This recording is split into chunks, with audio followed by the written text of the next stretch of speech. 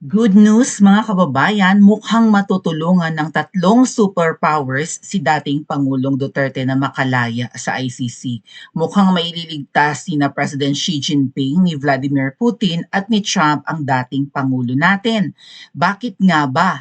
Dahil nga po balak makipagtulungan ng China at Russia para kalabanin ang ICC sa US. Okay? Magsasama-sama po, mag-unite ang Amerika, ang Russia, at ang China para kalabanin ang International Criminal Court.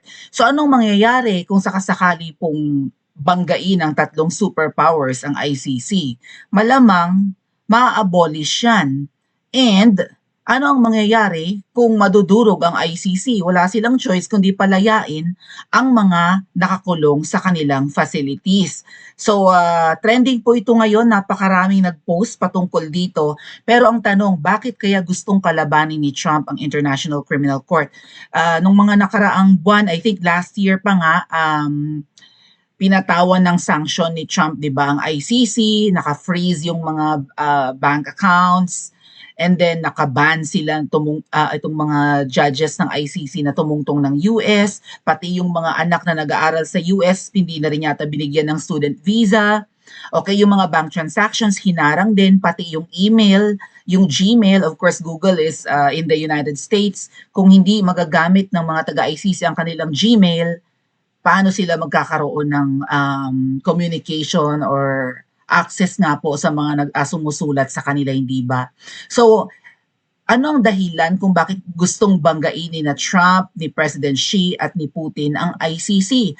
Ito ba ay direktang tulong kay Tatay Digong or pwedeng ito ay resulta lang?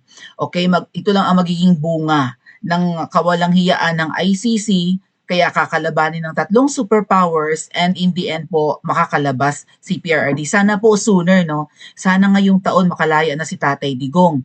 Pero paano na itong balak ni na Marcos Jr. na ipakulong pa si Senator Bato? Target din nila si Senator Bongo. And ang alam ko mga kababayan, maybe di-discuss natin sa susunod nating live yan, balak din nilang ipa-aresto si VP Sara. Paano na ang kademonyohan ni Yui kung ang kanyang kakontsaba, kasabwat, para gipitin ang kanyang mga kalaban ay bubuwagin ng tatlong superpowers. So ito po yung mga nakita nating posts mga kababayan. Ayan, katapusan na ba ng ICC at ni Marcos Jr.? Kapag nakalaya si Tatay Digong, paano nila patatahimikin ang bibig? Kahit na 82 years old yon, sharp, kahit na mahina ng memory, sharp pa rin ang isip, hindi ba? Iba po ang communication skills ni Tatay Digong. Pag binira ka niyan, good luck sa'yo. Right? Kung singiwi na dihamak na mas bata kay PRRD, nagkakanda utal-utal, ay ibahin niyo si Tatay Digong. Maaring nagpe-fail ang kanyang memorya, pero, 'di ba, yung talino ni PRRD, lalo na't kapag nakauwi yan, nagkaroon ng sapat na pahinga, naging masaya, ay baka ilaan niya ang kanyang mga natitirang taon para labanan si Ngiwi. Paano nila patatahimikin? Anyway, basahin po natin ito. This is from Luzon News Media. Trump balak makipagtulungan sa China at Russia upang kalabanin ang ICC. Alam niyo yung kaguluhan dito sa Iran, mga kababayan, ay dahil po sa indirect na hidwaan ng US at China. Nagra-rival po ang economy ng China at US. Kung naaalala nyo, itong mga electronic vehicles katulad ng BYD ng China ay hindi ginagawa ng paraan, 'di ba, from Biden pa nga lang, from Biden administration bago pa si Trump, na huwag makapasok sa US market. Yung mga made in China na electric cars, mga kuya, katulad nga ng BYD, 100% ang tariff. So kung ang presyo ng BYD na sasakyan ay $10,000, equivalent to kalahating milyon sa pera natin, pagdating ng US, 100% ang buwis. So ibebenta yan, ang presyo ng BYD car na kalahating milyon lang, magiging $1,000,000 or $20,000 pag binenta sa US. So parang malulugi pa yung 'di ba yung magdadala ng Chinese cars in the US kasi nga 100% ang tariff hinaharang nila. So meron talagang hidwaan at ito nga pong giyera ng US at Iran or giyera ng Israel at Iran na sinasawsawan ng US ay dahil nga po sa Iran ang biggest supplier ng or at least China yung biggest client ng Iran ng kanilang mga oils. At kapag napilayan ng Iran, 'di ba, kung natalo ni Trump ang Iran sa giyera, mabuti na lang at hindi, mapipilayan ang economy at industry ng China. Despite na meron silang napakaraming solar plant sa China, mga kababayan, kahit papaano, at napakarami ring electric vehicles na, no? Puro EVs na po, karamihan ang tumatakbo sa China. But still, no, maraming industry, mga factory and electronics companies na nakadepend pa rin sa langis na galing sa Iran and even in Venezuela. So, itong giyera po ng US at Iran ay actually parang parang precursor. Parang ang totoong target ng US ay China. Kaya lang, dahil nga hindi natalo ng US ang Iran, walang choice ang US kundi makipagkaibigan pa rin sa China. And of course, ang hidwaan din po, ang giyera po between Russia and Ukraine ay backed up naman ng US ang Ukraine na yan na isang maliit na bansa. Kaya naglakas loob na banggain ng Ukraine ang Russia ay dahil na rin sa tulong ng US. Kumbaga parang proxy war ang nangyayari, mga kababayan. Gustong makipaggiyera ng US, gustong pilayan ang Russia. So ang ginawa nila, pinondohan nila ang Ukraine, hindi ba, para banggain ang Russia. So since hindi manalo-nalo si Trump sa kung ano-anong proxy war laban sa dalawang superpowers, ang Russia at China, wala siyang choice kundi makipagkaibigan. At sa palagay ko, mga ate at kuya, kaya gustong banggain ni Trump ang ICC ay dahil din sa pagkakaibigan ni Trump at saka ni Netanyahu ng Israel. Okay? Kasi parang pinaiimbestigahan ng ICC si Benjamin Netanyahu. Well, actually, walang hiyang tao yan, yung Prime Minister ng Israel. Kaya lang, syempre, kakampihan ni Trump yon. Also, mga kababayan, yung scandal naman ng Epstein Files, kung saan ay parang naging kliyente si Trump nung Jeffrey Epstein, 'di ba? Mukhang may mga babae doon sa island ni Jeffrey Epstein na kinakalantari ni Trump and dahil nga po nakalkal yung mga emails ni Epstein, so makikita doon yung communication siguro ni Trump tsaka ni Jeffrey Epstein, ganyan, makakalkal yung mga baho ni Trump. So maybe he's doing it for his own good and Netanyahu's, but of course indirectly matutulungan nila si Tatay Digong. Anong mangyayari sa ICC kung tatlong superpowers ang babangga sa kanila? Paano rin si Ngiwi Jr.? Kasi yan ang kakonsyaba niya. Anyway, basahin po muna natin itong post ng Luzon News Media. Trump balak makipagtulungan sa China at Russia upang kalabanin ang ICC. Naging sentro ng usapan sa international community ang ulat ng Financial Times tungkol sa umano'y plano ni US President Donald Trump na makipagtulungan sa China at Russia laban sa International Criminal Court. Ayon sa report, nabanggit umano ni Trump ang naturang posisyon sa isang summit sa Beijing. Kagagaling lang ni Trump sa China na dinaluhan ni Chinese President Xi Jinping. Iniulat din na may hiwalay na pagpupulong si Russian President Vladimir Putin, ngunit wala pang opisyal na pahayag ang White House kaugnay dito. So parang may another meeting si Trump with Putin. Mas umingay pang issue dahil sa naunang alitan ni Trump at ICC Prosecutor Karim Khan, okay, lalaki to, no? Matapos maglabas ang ICC ng arrest warrant laban kay Israeli Prime Minister, ito nga, yung binanggit ko, Benjamin Netanyahu. There's another post, mga kababayan. Ito rin yan, US, China at Russia magtutulungan upang kalabanin ang kapangyarihan ng International Criminal Court. Paano yan, Ngiwi? Ikaw ay tuta ng kano. Tapos itong kano ay gustong buwagin ang kasabwat mo sa panggigipit sa mga Duterte. Okay, kung ipinangako mo yan sa mga campaign donors mo noong 2022 na ipakukulong mo si PRRD, natupad mo naman. Pero paano kung mabubuwag ang ICC? Ano ang gagawin mong panggigipit kay PRRD para hindi makauwi? Babangbangin niyo sa airport? Baka mga kababayan maging Ninoy Aquino II si PRRD. Huwag naman, knock on wood. Pukin ang ina mo kang iwi. Kung ayaw mo magka-people power, tigil-tigilan mo ang kademonyuhan mo. Ayan, oh. Di ba tuta ka ng kano? Di ba? Pumayag ka na magkaroon ng mga EDCA sites sa Pilipinas, ang mga kano. O eto ngayon ang kano, makikipagtulungan. Di ba? Kasama ang China at Russia para buwagin ang lintek na ICC na yan. Paano ka?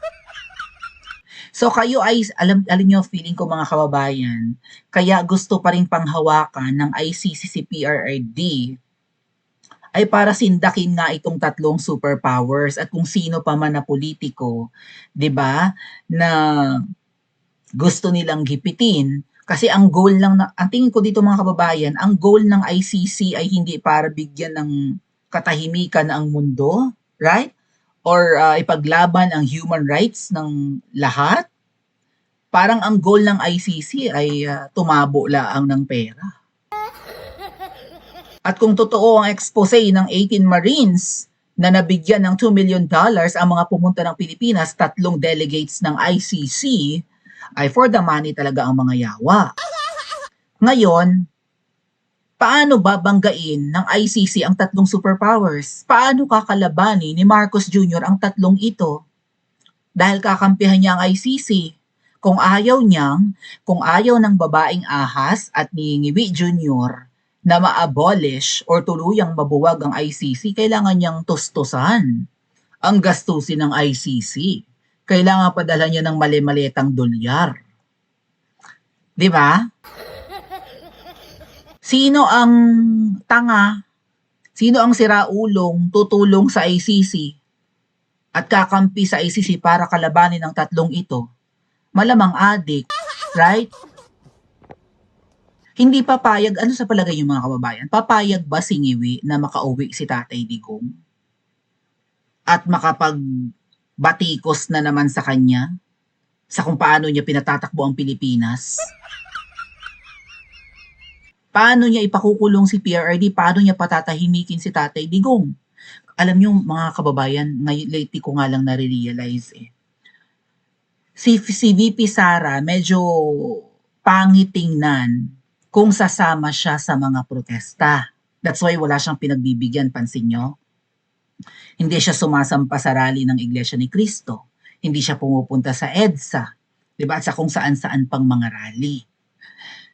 Pero kung si Tatay Digong ang sasama sa mga rally, at ang pagkakaalam ko nga mga kababayan, ang hakbang ng maisog ay binuo para kung sakasakali, 'di ba? Na hindi nakayanin ng mga Pilipino ang korupsyon at pang-aabuso sa power ng adiktador. Kung naikot na ng hakbang ng maisog ang iba't ibang lugar ng Pilipinas, ang ultimate goal niya ay EDSA. Right?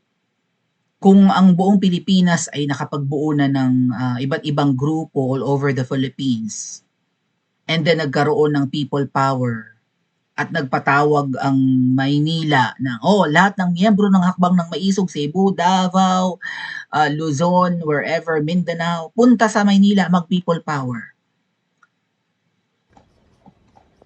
Dadagsa ang tao. Parang nakita na siguro ito ni PRRD na posibleng maulit ang people power. Kung nagka-people power noon sa tatay, ay dapat ding ma-people power ang anak kasi mas matindi ang ninakaw at pang-aabuso ng demonyo. Bunga. Right? Kasi nga, lalong na-multiply, 'di ba? Lalong na-augment or whatever, ang kademonyuhan ng bangag dahil sa asawa niyang dilaw. Tama? Kaya lang, bawat rally noon ng maisog, binabalagbagan nila ng truck, pinapatayan nila ng power supply, tinatanggalan pa nga ng hagdanan ang stage. Kung ano-anong sabotahe ang ginagawa ng bangag administration sa mga rally na pinupunta ni Tatay Digong. Kung si PRRD ay magtatawag Say for example 'no, pumunta yan halimbawa ng EDSA, dadagsa ang tao, right? Maraming sasama. Kung si VP Sara mangingilag dahil Vice President siya, ang pangit tingnan. Out of delikadesa, dahil nga siya naman ang pwedeng pumalit kung masisipa yung diktador, iiwasan ni VP Sara ang, 'di ba, parang mabatikos na nangunguna ka pang pumunta sa rally, palibhasa ikaw ang papalit kung matatanggal ang bangag. So, iiwas si VP Sara sa pintas na yan. But PRRD, kahit pa anak niya ang pwedeng humalili, kung kailangan na niyang, 'di ba, ilaan ang kanyang mga nalalabing panahon para labanan ang bangag, gagawin niya yan. Yan siguro ang dahilan din mga ate at kuya, hindi lang para pagtakpan yung nangyaring pagkamatay ng Pinoy na sinama ni Butod sa US, kaya pinakidnap si Tatay Digong, plus yan nga yung promise nila sa malamang sa mga oligarchs at mga sindikato na nasagasaan ng negosyo nung si PRRD ang nakaupo. But another reason kaya nila pinakulong yan ay para hindi si Tatay Digong makapagtawag ng rally. At baka mauwi sa people power. Isipin nyo kung noong November 2024 na nag-EDSA kami, na dumami kami ng EDSA, isipin nyo kung dumating si Tatay Digong doon. Right? Para matapos na problema natin sa bangag. Dadagsa lalo ang tao. Sino yung mga sumama sa amin doon noong 2024? Yan, sina Cathy Binag, Jamie Bondoc, who else? Attorney Glenn Chong, sino pa, si Dr. Lorraine Badoy. Yan yung mga kilalang personality na sumama sa amin ni EDSA, dumagsa ang mga tao. Wala doon si Senator Bongo, wala si Senator Bato, wala si Tatay Digong. Pero dumami pa rin ang mga tao. Isipin nyo kung si PRRD ang umattend doon. Ewan ko na lang kung hindi dumagsa ang mga... Yan ang iniiwasan ng mga bangag. Pipigilin nilang umuwi si PRRD. Dahil kahit mahina na ang katawan, kahit nakatungkod. 'Di ba? Isang kumpas lang ni Tatay Digong. Siguradong dadagsa ang mga tao. Ilan ang bumoto kay VP Sara? 32 million. Ilan ang voters ni PRRD noong 2016? 16 million. And dumagdag pa yan ng dumagdag, lalo sa ginawa nila kay PRRD na yan. Pero pumunta man at hindi si PRRD sa mga rally, syempre yung 'di ba, yung mindset ng mga bangag, takot silang umuwi si Tatay Digong at makapagsalita at makabatikos ulit. Kasi marami silang kawalang hiyaan. Mas paniniwalaan at pakikinggan ng mga tao kapag si Tatay Digong ang nagsasalita. Kasi lalo ngayon maraming natauhan. Hindi tayo nakinig sa kanya noon or kami, na may tumatakbong presidential na bangag. Hindi kami naniwala dahil sinamahan ni VP Sara. Nakipag-tandem si VP Sara kay Ngiwi. So hindi kami nakinig kay Tatay Digong. Ngayon, dapat na tayong makinig. Ayan, anong sabi din batay sa ulat ng Financial Times, yung kanina nga, nagmungkahi si US President Donald Trump na magtulungan ang United States, China at Russia upang kalabanin ang kapangyarihan ng International Criminal Court. Dapat lang. Kung may naghahari-harian dyan at nawe-weaponize ng mga loko-loko at mga sindikato para manggipit ng isang public servant, dapat yang buwagin. Tama? Inihain umano ni Trump ang ideya ito kay China's President Xi Jinping sa kanyang nagdaang pagbisita sa Beijing. Ayon sa mga ulat, sinabi ni Trump kay Xi Jinping na ang interes ng US, China at Russia ay nagkakaisa pagdating sa pagkontra ng ICC dahil nga siguro natalo na si Trump sa gyera sa Iran, mukhang hindi niya kaya kasi gaano kalaki ang population ng China. Number 2 yan sa pinakamalaking population all over the world, mga kababayan. Number 1 ay India. Pangalawa ang China, billions ang inchik So hindi maganda at hindi paborable kay Trump na makipaggyera at magastusan pa ng bilyon-bilyon, 'di ba? Sa pakikipagyera at kamumuhian siya ng buong mundo. Mas beneficial sa kanya na kaibiganin ng China at maging customer pa ang China ng kung ano man ang kaya niyang i-export or ibenta, 'di ba? Magandang kliyente ang China.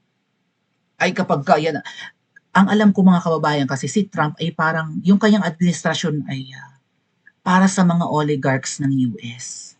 Nagmamaktol na yung mga billionaires na nalugi sila dahil kaya silang boycottin ng China. Ganun di kami pwedeng pumasok ang negosyo namin sa US. Hindi kayo makakapagbenta sa amin. Eh, karamihan din ng mga spare parts ng mga nininegosyo ng US ay manufactured din in China or assembled in China. So, dumadaing nakakaramdam ng pagkalugi yung mga yung mga billionaires na yan tsaka mga oligarchs sa na kano dahil sa ginawa ni Trump na pakikipag-away in China. So ngayon kinakaibigan niya.